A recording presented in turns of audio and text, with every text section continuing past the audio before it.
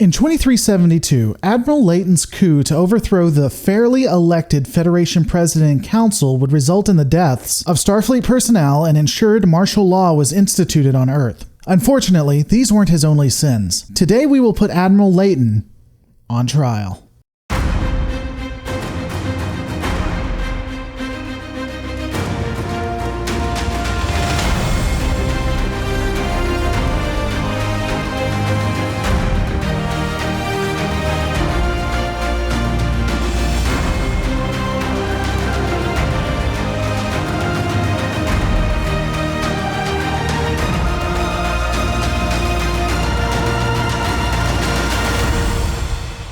As we break down the actions of the good Admiral, it's interesting to see his slow fade from what are minor infractions, comparably at least, to what will result in a loss of life. Assuming we don't blame the terrorist attack on Leyton, which I honestly think it makes more sense if it was him, but giving him the benefit of the doubt here, Leyton's first crime is the utilization of Starfleet equipment in foreign territory to manipulate the wormhole. Remember, Deep Space Nine and the wormhole are officially in Bajoran space. So this means that he would use Starfleet assets in Bajoran space without authorization. From there, Leyton begins reassigning officers for his coup. He places Starfleet personnel he believes will be loyal to him in spots of power, which, again, when we watch the TNG episode Conspiracy and see the exact same thing happening, is there no oversight? Before Leyton, an alien species attempted to overthrow the Federation and got to the highest levels of Starfleet, then began doing transfers that no one picked up on. And now, after all of that, there isn't a closer eye on this kind of thing?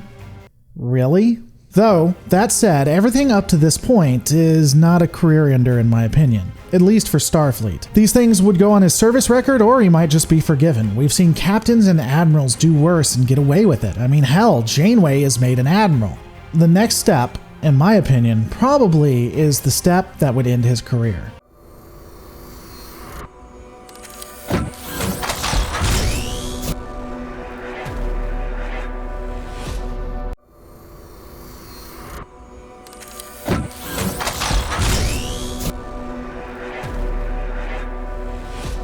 Leyton utilizes cadets to sabotage Earth's power network. There's a couple of things here. First, while I initially considered that he would be leaving the Earth defenseless and should be tried for that, he probably didn't leave it as open as we think. While you can never know with the changelings, Leyton probably had contingencies for if a true Dominion attack occurred at this time, and felt that it likely wouldn't. He also had the Lakota and probably other assets to assist, just on the off chance. So I would say that an actual Dominion attack is a risk, but a minor one, and one that he would be prepared for had they done it.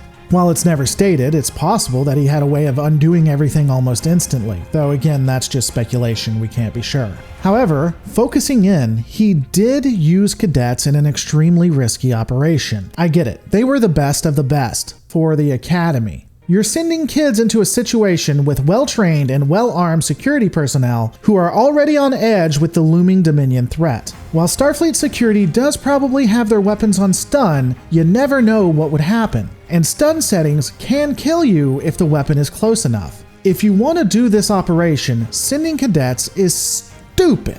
You're telling me that Starfleet doesn't have Black Ops, no officers with a ton of experience that can do the job. And you're also telling me that Leyton wouldn't be able to find experienced officers to do his bidding. If that's so, he's already failed. Secondly, we know that the power went out across all of Earth, a complete blackout. This included Starfleet backups. So, what happened to the hospitals? We see in TNG that the medicine has advanced so much that some doctors don't even know the basics, like how to do a splint. At least for a brief moment, apparently Crusher figured it out later. So a takedown of the power network probably caused some massive issues for those who were sick. Though, later in the episode, Sisko's father has a heart attack and EMTs are able to get there and handle the situation. So I guess it's a bit up in the air if the medical services were impacted. We just have contradictory information. For instance, Odo does state that people are in the dark and are scared. But again, hopefully Leyton's virus didn't impact the backups of the hospitals and didn't impact Starfleet Medical. Though, that would be a huge red flag if medical services weren't impacted. I don't think the Dominion would be that gracious. People would probably ask questions.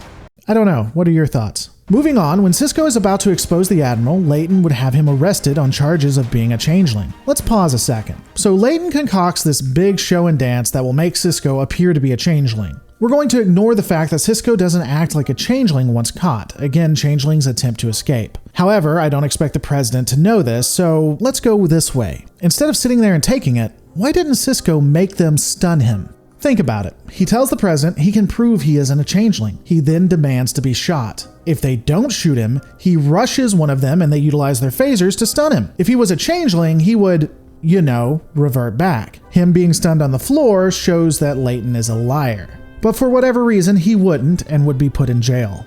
And alas, there wouldn't be anyone to corroborate what Sisko was saying. Leyton had ordered the cadets that he had used to be taken off planet on an extended training mission. And I'll address that real quick as well. While some have pointed out that these cadets would be stationed on the Valiant or killed during the war since they were redeployed, I don't think we can hold Leyton for these crimes. He had no way of knowing that the war would occur in the way that it did, and so this aspect is probably not his fault. It'd be like an admiral who had a Miranda class patrolling a certain zone that was overrun when the war just began. It's not his fault, he didn't know the Miranda would be taking on the Dominion. Now, if I can, let's discuss the security measures. I mean, that's what this is all about, right? To make the Federation safer. But we find out that none of this really matters. Sisko is placed in confinement. However, Odo is able to get past all the security and free Sisko. Everything they were doing, all of these sacrifices Leyton was making, all of the security measures, none of it mattered. Sure, you could say that Odo knew the security protocols, but you're telling me a changeling couldn't do the exact same? Changelings are masters when it comes to infiltration. We know they've already found a way to trick the blood test, and a patient enough changeling would find ways to bypass everything Starfleet security has done.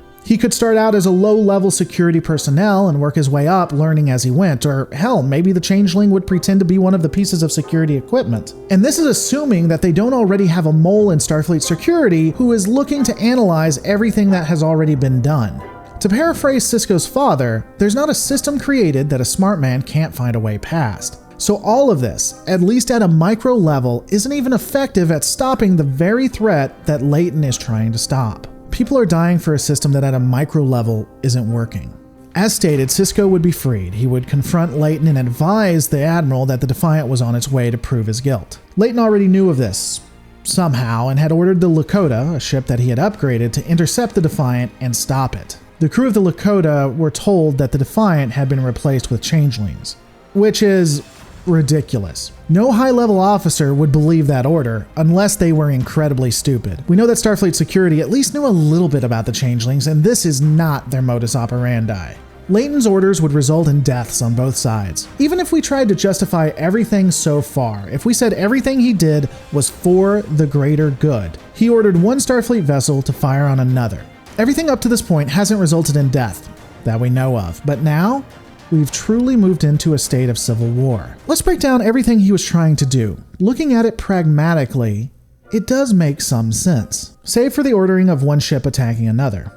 I don't think anyone can doubt that the warships, the attitudes, the training, and overall mental state of the Federation at the end of the Dominion War is superior when it comes to fighting threats than the mental state they had at the beginning. To be more precise, the way the Federation is at the end of the Dominion War is much better than the way they were at the beginning, at least if you don't want people to die. If the Federation, if Starfleet had at the beginning half of the wartime economy, half of the mentality that they would ultimately have at the end, the Dominion would not have curb-stomped the Alpha Quadrant so hard for most of the Dominion War.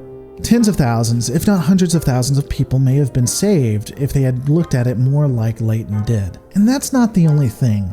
The Federation was losing a PR battle with the Dominion. A lot of people forget this, but the Dominion wasn't at war with the Federation, at least not yet. People always focus on what we've seen, but all of that is behind the scenes. We know what the changelings ultimately want, but they did a good job of keeping it quiet. The Dominion were exceptionally good at the PR game, and the Alpha Quadrant largely didn't know what Sisko and his crew knew. And, at this point, diplomatically, the Dominion had every reason to make themselves look like the innocents being attacked by the evil Federation.